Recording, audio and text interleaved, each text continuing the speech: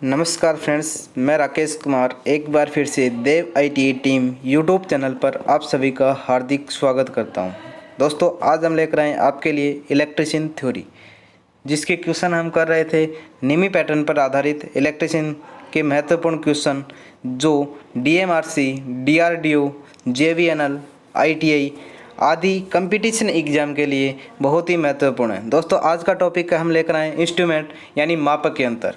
तो दोस्तों, आज का वीडियो हम स्टार्ट कर रहे हैं। क्वेश्चन नंबर हमारा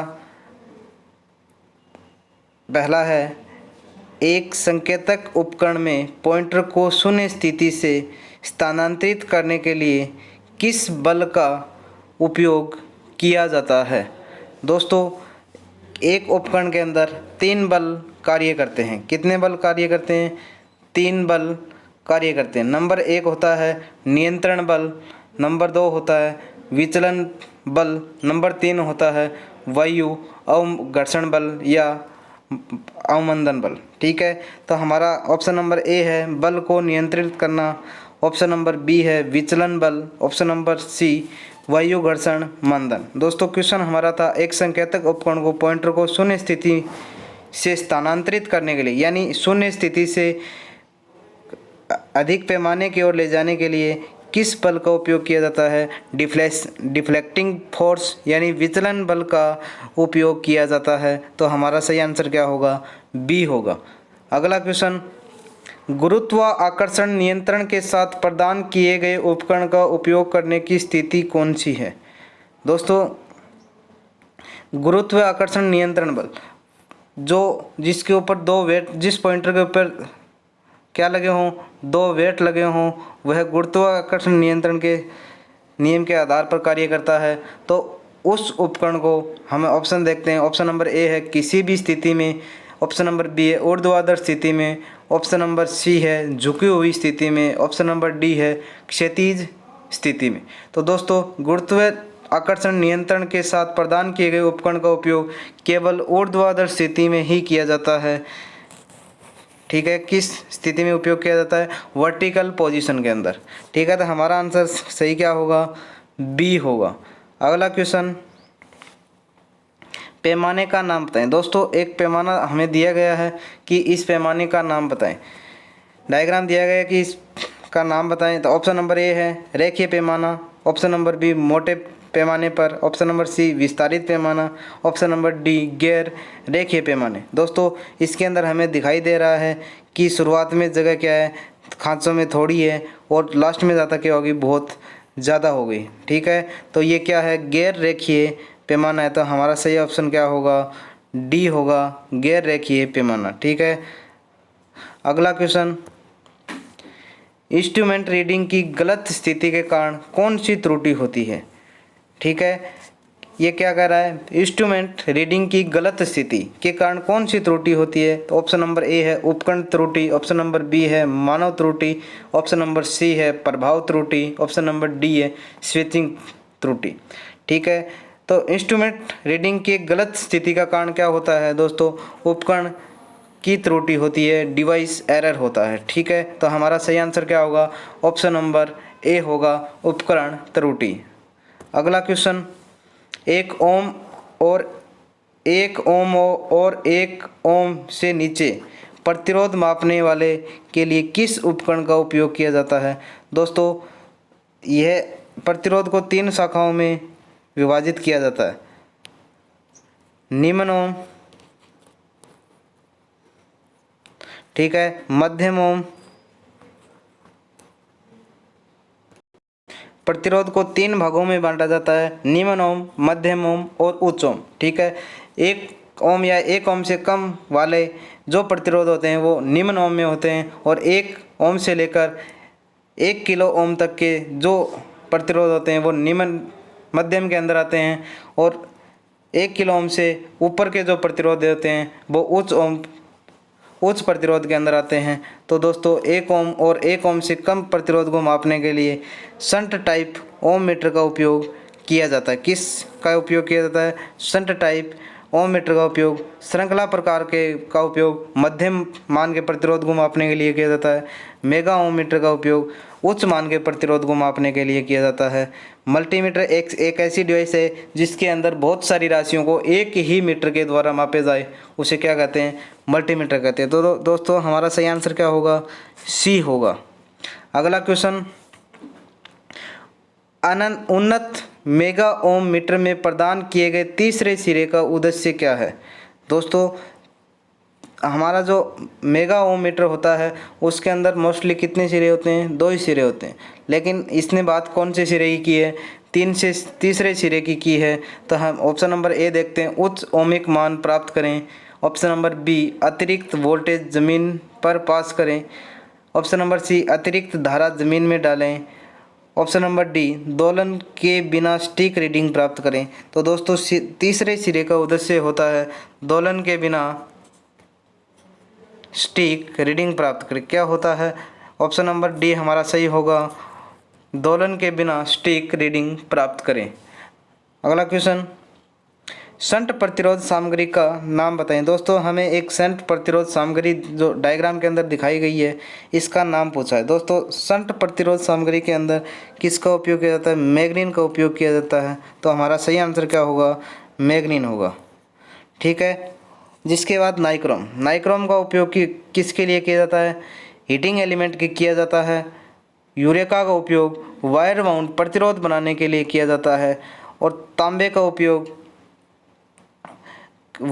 वायर बनाने के लिए किया जाता है। किसके लिए किया जाता है? वायर बनाने के लिए तांबे का उपयोग किया जाता है। प्रतिरोध बनाने के लिए यूरेका का उपयोग किया जाता है। हीटिंग एलिमेंट बनाने के लिए नाइक्रोम का उपयोग। और शंट प्रतिरोध सामग्री जो इसके अंदर लगी है वो क्या है? मैग्नीन का उपयोग किया जाता है। ठीक है। हमारा ऑप्शन क्या होगा? डी सही होगा। अगला क्वेश्चन, चल कुंडली मीटर के एक समान पैमाने पर होने का क्या कारण है? ठीक है। एक हमारा मूविंग कॉइल मीटर है जिसके अंदर एक समान पैमाना होता है, उसका इसने कारण पूछा है कि उसका क्या कारण होता है। तो दोस्तों उसका कारण होता है विचलन बलागुण अनुपातिक होता है। क्या होता है? जिसके अंदर करंट होती है वो एक अनुपात में चलती है। ठीक है। तो हमारा सही आंसर क्या होगा? ए होगा, विचलन बलागुण धारा के अनुपातिक होता है। ठीक है। अगला क्वेश्चन, यदि ऊर्जा मीटर डिस्क बिना किसी लोड के लगातार घूमती है तो कौन सी त्रुटि होती है? दोस्तों ऊर्जा मीटर के अंदर एक ही त्रुटि होती है, क्रिम्पिंग एरर। क्या होता है? रेंगने की त्रुटि। ठीक है। इस त्रुटि को कम करने के लिए हम एक लोहे की चकती के अंदर छिद्र बनाकर लगा देंगे तो ये दोष कम हो जाएगा, क्रिम्पिंग दोष। ठीक है। तो हमारा सही ऑप्शन क्या होगा? डी होगा। अगला क्वेश्चन, यदि सीटी का द्वितीयक खुला रखा जाता है तो इस पर क्या प्रभाव पड़ता है? दोस्तों सीटी की फुल फॉर्म होती है करंट ट्रांसफार्मर।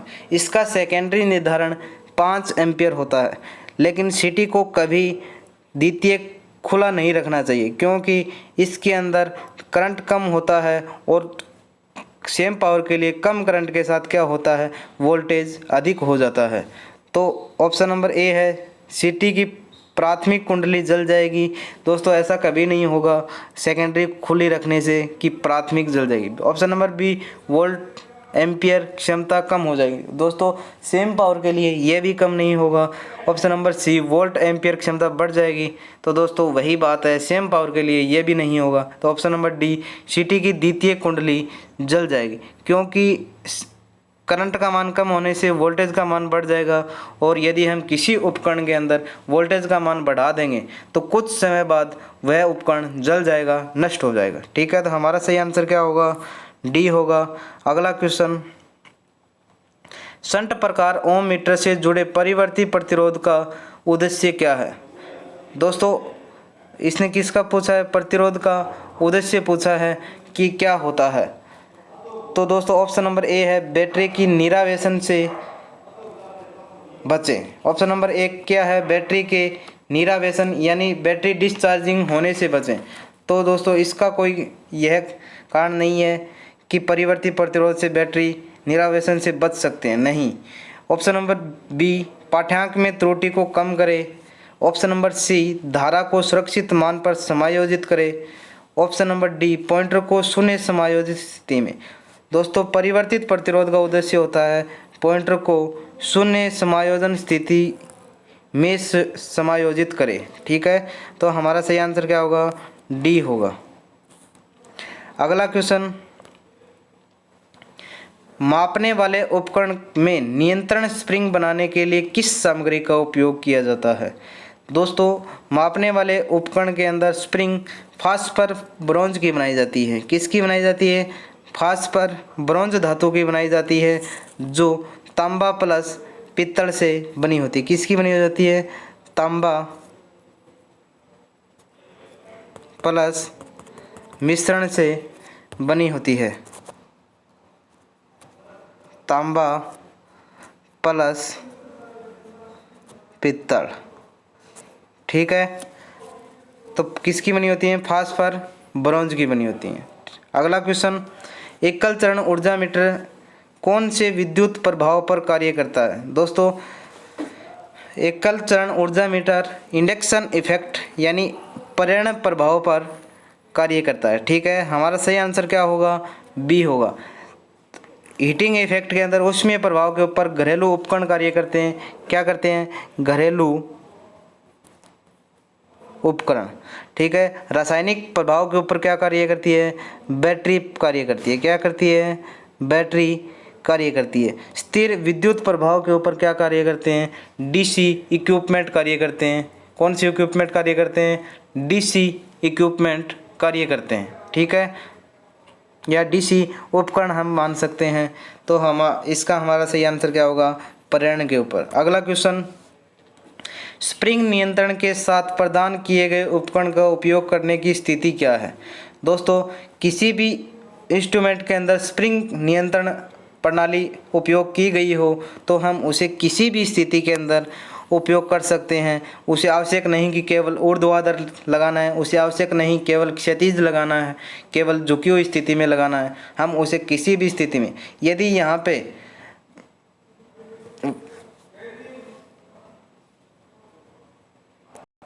गुरुत्वाकर्षण बल प्रणाली उपयोग की जाती तो हम कहते केवल ऊर्ध्वाधर स्थिति में ही इसका उपयोग किया जाना चाहिए। तो हमारा सही आंसर क्या होगा? ए होगा। जहाँ पे स्प्रिंग नियंत्रण प्रणाली उपयोग की गई हो वहाँ हम किसी भी स्थिति में उपकरण को लगा सकते हैं। अगला क्वेश्चन, मीटर का हमें दोस्तों एक डायग्राम दिया गया है कि यह इसका नाम बताएं। तो हम इसका ऑप्शन नंबर ए है AC multi range ampere meter, B option number B है DC multi range volt meter, option number C AC और DC multi range ampere meter, option number D AC और DC multi range volt metre.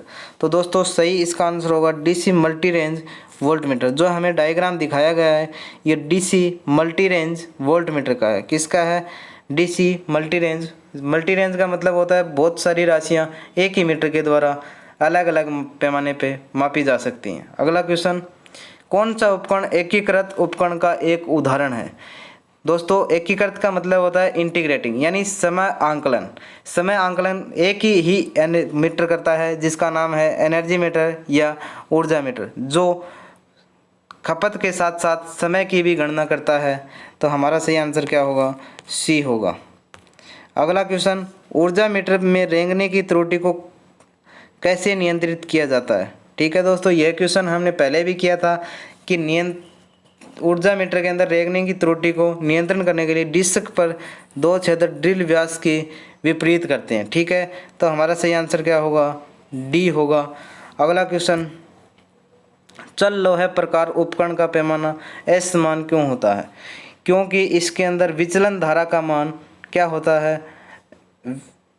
समान वर्ग के समानुपाती होता है। ठीक है, विचलन धारा का मान क्या होता है?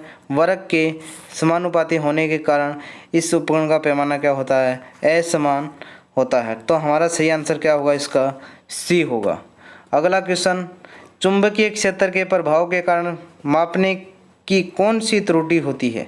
दोस्तों चुंबकीय क्षेत्र प्रभाव के कारण मापने की त्रुटि ऑप्शन नंबर ए है डिवाइस त्रुटि, ऑप्शन नंबर बी है मानव त्रुटि, ऑप्शन नंबर सी है प्रभाव त्रुटि, ऑप्शन नंबर डी है स्विचिंग त्रुटि। तो चुंबकीय क्षेत्र प्रभाव के कारण मापने की त्रुटि दोस्तों मानव त्रुटि होती है। कौन सी त्रुटि होती है?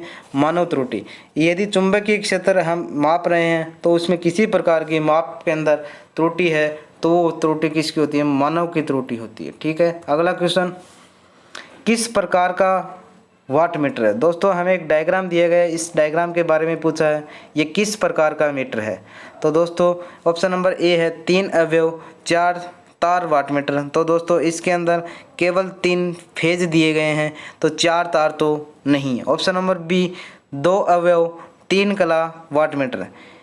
ठीक है, ऑप्शन नंबर सी 3 अवयव 3 चरण watt meter. Option number D 3 चरण 2 अवयव सीटी एंड पीटी के साथ। दोस्तों तो यह सीटी एंड पीटी भी नहीं है, इसके अंदर 3 अवयव 3 अवयव भी नहीं है।